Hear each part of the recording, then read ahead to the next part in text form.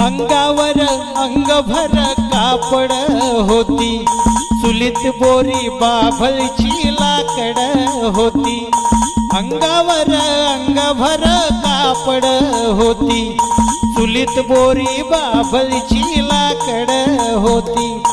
रेशमच्या गव्हाचा जवा मुखी घास होता, तवलीत मटण शिजायचं साऱ्या गल्लीत वास होता। तवलीत मटण शिजायचं साऱ्या गल्लीत वास होता।